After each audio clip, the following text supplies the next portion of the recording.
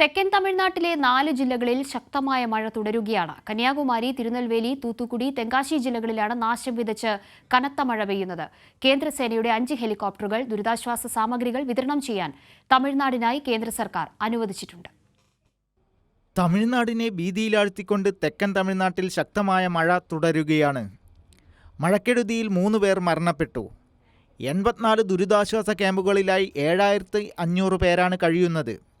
കന്യാകുമാരി, തിരുനെൽവേലി, തൂത്തുക്കുടി, തെങ്കാശി ജില്ലകളിൽ ഇന്നും വിദ്യാഭ്യാസ സ്ഥാപനങ്ങൾക്ക് അവധിയാണ്. തിരുനെൽവേലി, തൂത്തുക്കുടി ജില്ലകൾക്ക് പൊതു അവധിയാണ്.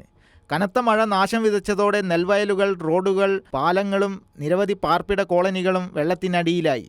ഗ്രാമങ്ങളിലാണ് കൂടുതൽ മഴ പെയ്യുന്നത്. തമിഴ്നാട്ടിലെ വെള്ളപ്പൊക്ക മേഖലകളിൽ ദുരിതാശ്വാസ സാമഗ്രികൾ വിതരണം ചെയ്യാൻ നാവികസേനയുടെ 5 ഹെലികോപ്റ്ററുകൾ കേന്ദ്ര സർക്കാർ അനുവദിച്ചിട്ടുണ്ട്.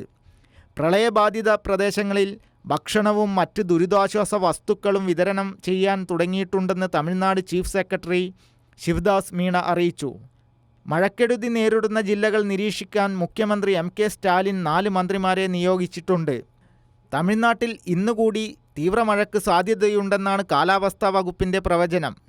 കന്യാകുമാരി മേഖലയ്ക്ക് മുകളിൽ നിലനിൽക്കുന്ന ചക്രവാത ചുഴിയാണ് മഴ കനക്കാൻ കാരണം. വന്ദേ ഭാരത് അടക്കം 28 ട്രെയിനുകളാണ് റദ്ദാക്കിയത്. 23 സർവീസുകൾ പൂർണ്ണമായും, ബാക്കിയുള്ളവ ഭാഗികമായും റദ്ദാക്കിയിട്ടുണ്ട്. കേരളത്തിലൂടെയുള്ള 3 ട്രെയിനുകളും ഈ പട്ടികയിൽപ്പെടുന്നു. കനത്ത മഴയെ തുടർന്ന് തമിഴ്നാട്ടിലെ റെയിൽവേ പാളത്തിലും